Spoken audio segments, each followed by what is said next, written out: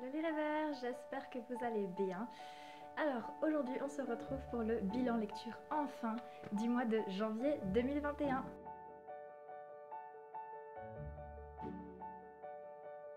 Alors oui, je suis désolée, j'ai pris beaucoup de retard sur la chaîne ce week-end, j'aurais dû vous tourner le bilan de mes acquisitions de février, mais j'ai attrapé une angine qui m'a fait tousser et perdre ma voix, donc c'était impossible pour moi de tourner. Ajouter à ça une phlébingite aiguë et voilà, on en arrive là. Enfin, je suis remise et j'ai beaucoup de lectures à vous présenter. Je crois qu'il y en a au moins une quinzaine pour ce mois de janvier. Donc on va essayer de rattraper ça et de faire une vidéo pas trop... Si, vous m'avez demandé une vidéo longue, donc je vais essayer de pas faire trop long. Mais de toute façon, j'ai beaucoup de choses à vous raconter. Donc c'est parti, accrochez-vous. Alors, si vous vous souvenez, pendant le mois de décembre, enfin à la fin du mois de décembre, en fait, je vous avais laissé avec le premier tome de Cupcakes Co. de Fleur Anna, donc Cupcakes Cocaïne, en auto-édition et j'avais vraiment beaucoup aimé. Je vous avais dit d'ailleurs que j'avais fini le tome 1 aux premières lueurs de janvier. Ça a été mon premier coup de cœur de l'année, donc j'étais très contente d'avoir découvert cette série grâce à Amazon Prime qui permet en fait d'emprunter certains livres qui sont disponibles dans l'abonnement.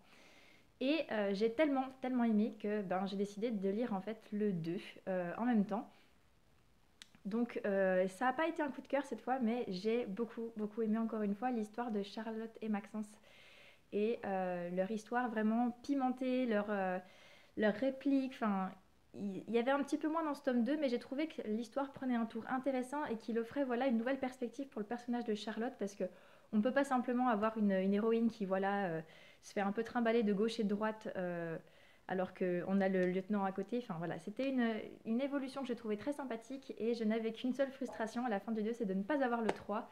Donc je ne peux que vous recommander cette série parce qu'elle est intéressante, les répliques sont vives, je trouve que c'est travaillé et on a vraiment voilà une histoire qui se construit au fur et à mesure et qui n'est pas, enfin qui sort un petit peu des sentiers battus à mon avis, même si on reste dans des codes voilà de romance classique. Enfin ça m'a beaucoup plu donc je peux vraiment que vous conseiller. C'était la première fois que je lisais un livre de Fleur Anna et j'étais très contente de cette découverte. Donc voilà, j'attends le tome 3 avec impatience et je vous la conseille encore une fois.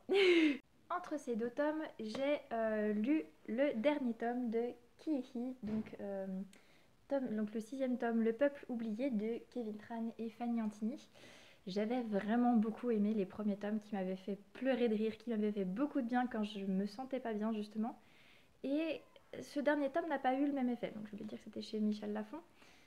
Ça n'a pas eu tout à fait le même effet. C'est la résolution voilà, de toute la série. C'était intéressant, c'était bien pensé. On peut dire que ça, c'était vraiment bien pensé. Il y a eu un twist, si vous voulez, dedans pour comprendre toute la série. Et là, on fait.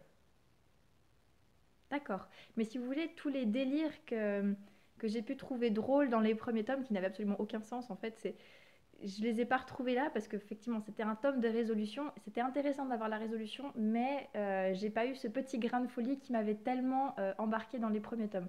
Du coup, c'était pas une lecture décevante, mais c'était pas tout à fait ce que j'avais envie de lire. Donc voilà, c'est pas une déception, mais c'est juste pas peut-être ce que j'attendais. Donc je ne vais pas dire que j'attendais spécifiquement, mais voilà, c'était une bonne découverte. Mais pour une fin, je suis là. C'est un petit peu dommage.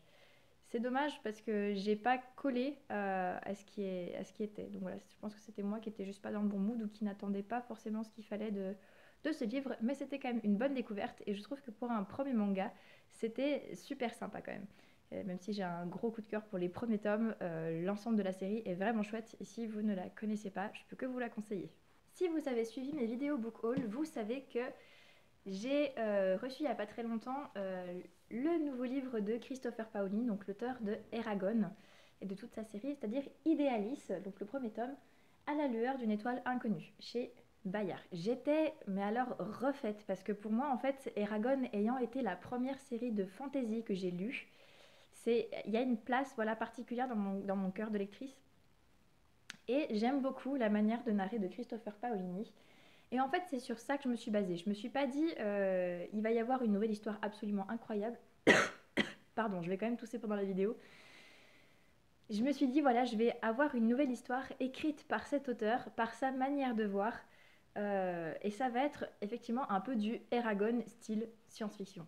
Et c'est comme ça que je l'ai perçu. Et clairement, dans ce livre, c'est ce que j'ai retrouvé. Et c'est, si vous voulez, c'était assez fun. Alors, je vais vous spoiler un peu, un tout petit peu, parce que c'est les 80, donc c'est même pas 10% du livre. je commence l'histoire et je fais ouais, trop bien, on a une histoire d'amour. Enfin, l'auteur il a compris que son lectorat féminin voulait des histoires d'amour. Ouais. Et je suis là, ouais, trop cool. 80 pages, le personnage masculin meurt. Ah, ah non, en fait, il a pas compris. Il a continué sur ses schémas habituels et moi, pauvre lectrice que je suis, je suis obligée de pleurer le personnage masculin alors que je m'étais tellement réjouie. J'étais là. Ah. Et après, en plus, on tombe dans un truc en fait parce que l'arrivée en fait enfin, l'élément déclencheur de toutes les péripéties, c'est un espèce d'extraterrestre parasite qui va se mettre sur l'héroïne. Et, et moi j'ai vu ça, j'ai fait quoi, je vais vomir. Alors déjà je suis déçue, je suis triste, puis maintenant je vais vomir. Hop. Et en fait, si ça n'avait pas été Christopher Paolini, je crois que clairement j'aurais arrêté l'histoire là. Mais tout à fait, tout de suite. Parce que je suis pas du tout dans ce genre de délire, ça me plaît pas. Les histoires où voilà, on parle d'extraterrestres voilà, qui vous parasitent, voilà, on tombe sur d'autres extraterrestres encore plus moches, encore plus voilà. Donc c'était un peu un scénario apocalyptique avec du langage typiquement science-fiction, mais je me suis accrochée et je me suis dit voilà, c'est Christopher Paolini, essaye quand même. Et j'ai continué, je me suis laissée porter et j'ai fini par m'attacher effectivement au personnage principal. Je crois que c'est Kira.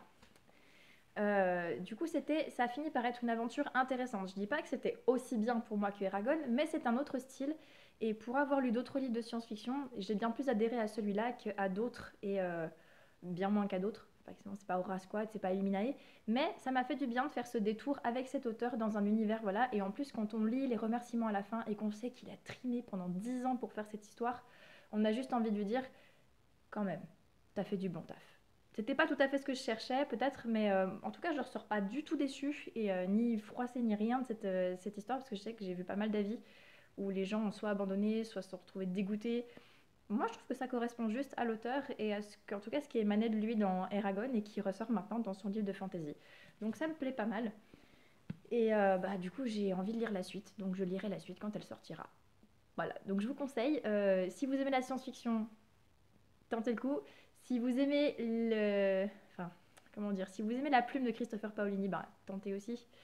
Mais si la science-fiction c'est pas pour vous, n'essayez pas. Et si vous pensez avoir un truc aussi palpitant qu'Eragon, voilà, enfin, je sais pas trop quoi vous dire parce que j'ai l'impression que les avis sont très mitigés, autant pour ceux qui ont aimé Eragon que ceux qui n'ont pas lu Eragon. Donc voilà, je peux juste vous conseiller de vous faire votre propre avis parce que voilà, c'est un gros livre, il y a plein de choses dedans, donc voilà, ne vous attendez juste pas à une romance.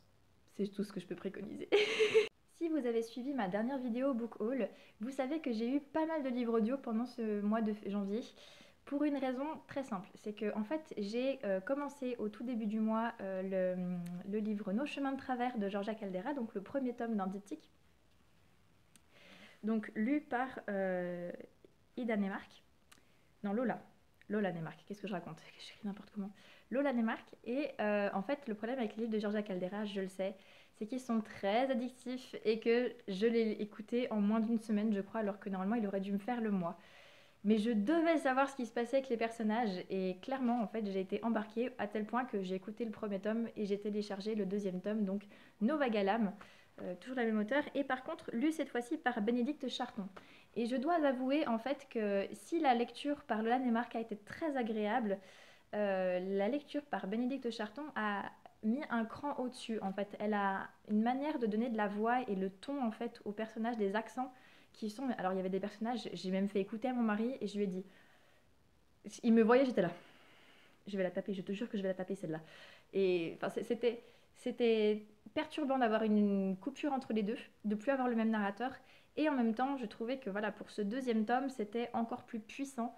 Et voilà, donc Georgia Caldera a très bien cerné le profil psychologique de ces personnages. Elle leur a donné une puissance et voilà, quelque chose, ce qui fait que leur rencontre à tous les deux, elle qui est pas bien dans son corps et qui ne comprend pas qu'un garçon, qui d'ailleurs l'a souvent critiqué, puisse l'apprécier et après un gros chamboulement dans sa vie, en fait, tombe amoureux d'elle. Et il se rapproche par le truchement d'événements que je ne peux pas vous raconter. Et, et en fait, lui va devoir casser ses propres schémas et aller casser ceux voilà, de celle qu'il aime. Et ça a été vraiment super intéressant parce on est sans cesse en train de faire des hauts et des bas avec des personnages qui se rapprochent toujours plus. Donc C'est vraiment super intéressant comme histoire. En plus, dans le milieu de l'équitation, dont je ne suis pas très friande, mais qui a rendu très très bien ici. Donc ça a été presque un coup de cœur pour moi. En tout cas, une très belle découverte. Et ce qui fait que du coup, j'ai pris l'autre diptyque de romance. Je crois que c'est Ce qui ne te tue pas, ou c'est Ce qui ne nous tue pas, que j'ai commandé et que j'ai reçu. Et que je lirai certainement soit au mois de mars, soit au mois d'avril. Donc voilà, une belle découverte pour moi, mais je sais définitivement que je ne dois pas écouter de livres de Georgia Caldera, sinon je les dévore. Voilà, mais je ne peux que vous les conseiller parce que c'est vraiment très humain et c'est une romance qui est vraiment très très belle. Un petit peu trop sensuelle parfois, mais voilà, c'est surtout quand on l'écoute, mais voilà, c'est à l'écrit, on peut switcher, c'est pas grave. Ça c'est mon ressenti de lectrice, c'est ma sensibilité perso. Voilà, voilà. Parlons maintenant d'une lecture que j'ai faite pour le travail, pour moi aussi perso, mais surtout pour le travail. Il s'agit de Parents efficaces du docteur Thomas Gordon, donc aux éditions Marabout. Donc ça c'est une ancienne édition. Il y a eu plusieurs rééditions de ce livre et en fait il est toujours autant d'actualité. Je crois qu'il a été publié dans les années 1970, 1970 ou 1980, 1980. Et il est toujours criant d'actualité en fait. Et je pense que tout le monde devrait le lire, que ça soit, enfin, qu'on soit parent, qu'on soit éducateur, parce que c'est apprendre en fait à faire un partenariat avec l'enfant, écouter, avoir l'écoute active, vraiment quand s'efforcer de ne pas donner de conseils quand un enfant nous dit quelque chose, un enfant, un ado, voilà. Euh, Juste apprendre à communiquer autrement en fait, et ça, que ça soit même dans le travail ou dans n'importe quoi. Ça a été un livre vraiment, enfin, qui vous explique que on ne dit pas que les parents ont souvent de la difficulté à élever leur enfant, que voilà, il y a des fois la communication elle est rompue et que les parents ont souvent l'impression de faire faux et qu'ils ne savent plus quoi faire. Et voilà, en fait, ce sont souvent eux qui sont accusés, voilà, mais sauf qu'ils n'ont pas le mode d'emploi pour savoir comment faire avec leur enfant.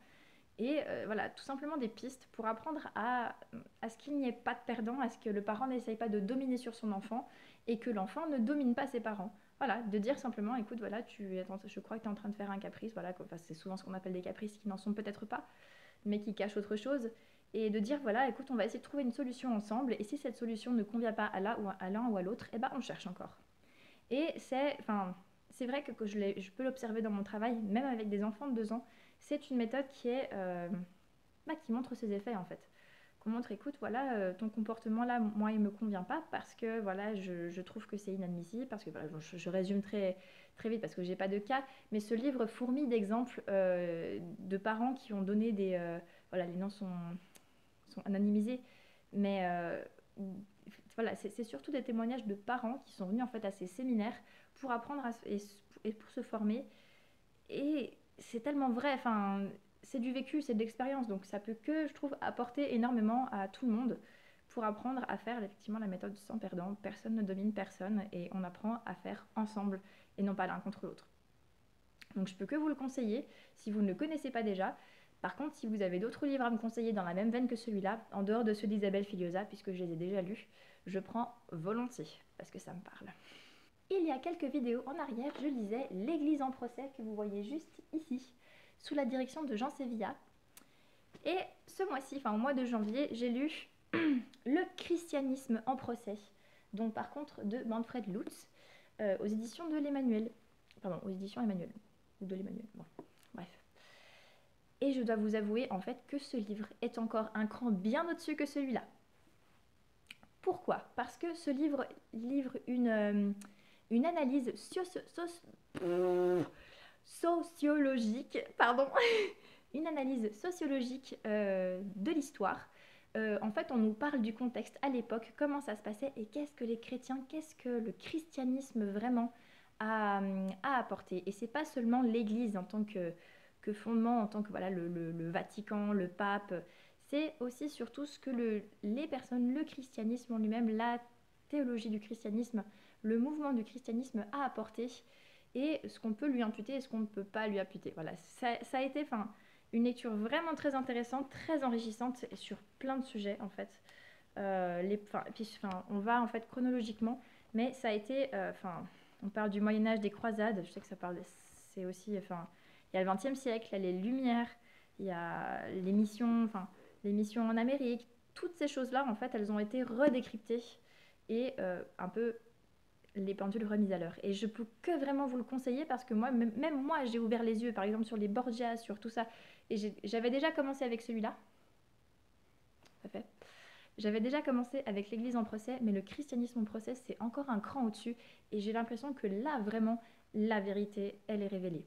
Je dis pas que voilà, c'est forcément pour montrer que forcément le christianisme, voilà, mais le christianisme a œuvré pour la paix dans l'Europe, partout. Et enfin, pas que en Europe, mais surtout en Europe, puisque c'est là qui s'est déployé. Et, et il faut le reconnaître, il faut l'admettre. Et je pense que c'est important. Donc vraiment, je vous le conseille et j'aimerais l'offrir à plein de gens pour qu'ils arrêtent de dire ah la chasse aux sorcières, ah ces trucs-là, voilà ça. Maintenant que je sais, ça m'énerve. J'ai envie que tout le monde sache en fait la vérité. Donc si jamais vous avez envie de savoir la vérité, voilà. Pendant le mois de janvier, je me suis quand même dit qu'il fallait que je lise mes romances de Noël. Donc je me suis plongée dans N'oublie pas les chocolats de Tamara Baliana aux éditions Hugo Poche, la collection New Romance. J'ai dévoré ce livre en une après-midi. Il fallait s'y attendre. Je savais que Tamara Baliana faisait des récits assez addictifs et ça n'a pas loupé ici. J'ai beaucoup apprécié l'histoire entre Davy et Gabriel. Davy qui se fait embaucher dans un magasin de jouets. Gabriel qui est le directeur du magasin de jouets. Et en fait, ils vont s'apporter l'un à l'autre, un peu par le truchement aussi de certains événements. Et c'est une histoire qui se passe vite, mais qui est totalement dans l'ambiance de Noël et qui parle effectivement de construction de soi, de reconstruction de soi et de ce qu'on veut vraiment dans la vie. Ça a été pour moi une romance toute douce, vraiment comme un chocolat chaud au coin du feu, et ça a été vraiment super sympa à lire. Donc je peux que vous la lire, vous la conseiller, pardon, parce qu'elle se lit vite, elle fait du bien.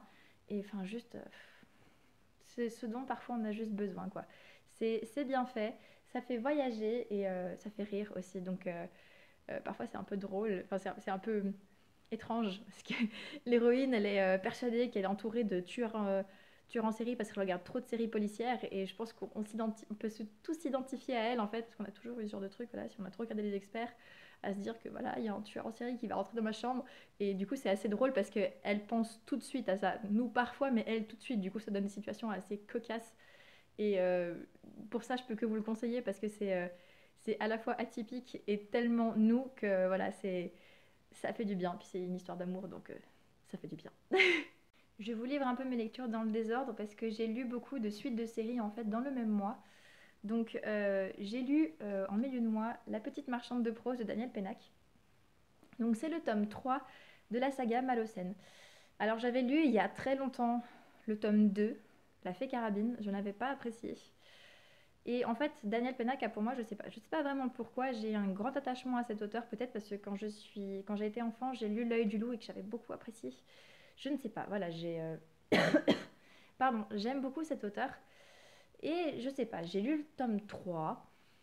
Ok, c'était intéressant, il y avait quelque chose de sympa, mais c'était un peu quand même tiré par les cheveux, même vraiment tiré par les cheveux. Et je me suis dit, peut-être on va faire une pause, on va essayer de lire le tome 4.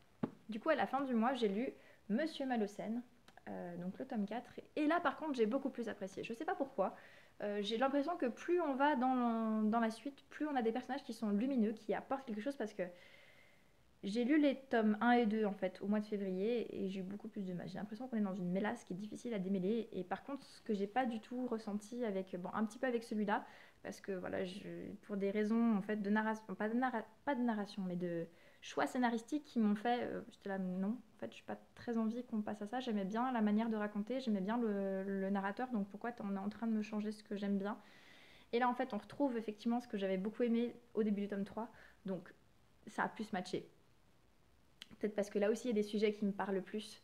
Donc je ne sais pas, mais en tout cas voilà, ça a été une bonne redécouverte. J'ai été assez surprise d'apprécier autant. Ce qui fait que j'ai commandé effectivement les tomes 1, 2 et 5. Puisque dans ma pile à lire, j'avais le 3, le 4 et le 6. Charlène, elle fait jamais les choses en ordre. Donc voilà, je peux que vous conseiller aussi parce que c'est vraiment atypique en fait.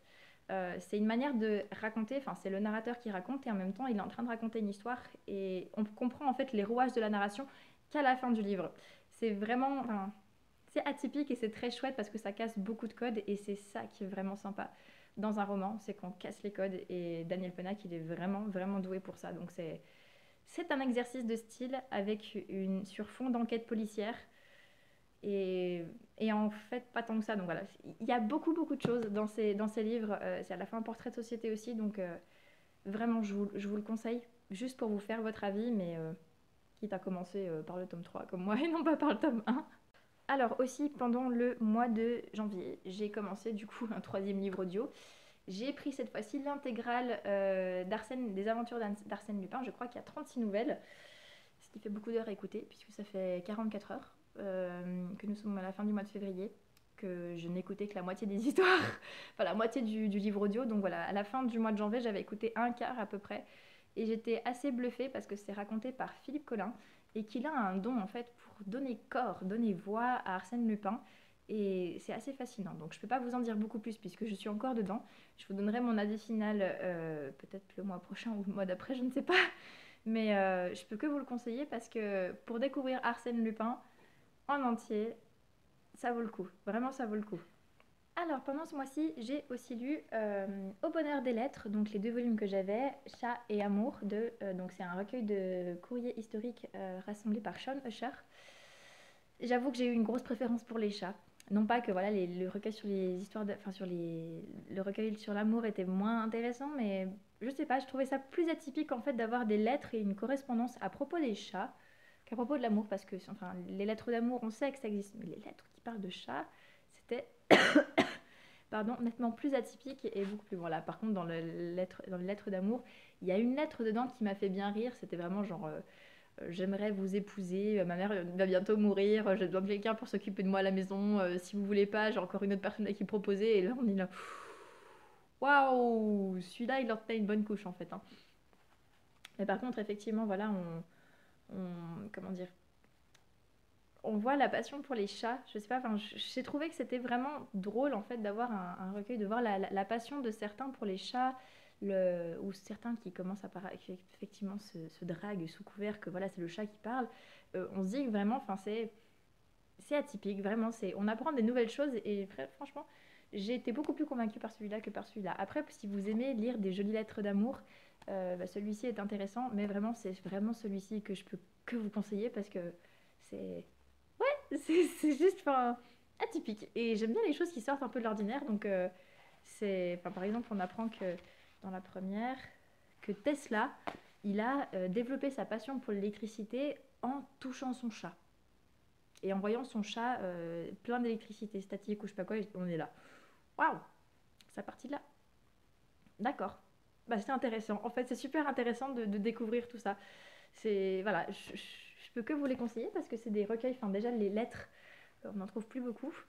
Et de découvrir un peu le côté historique autrement, ces lettres voilà, qui sont retrouvées et mises à disposition, c'est fun.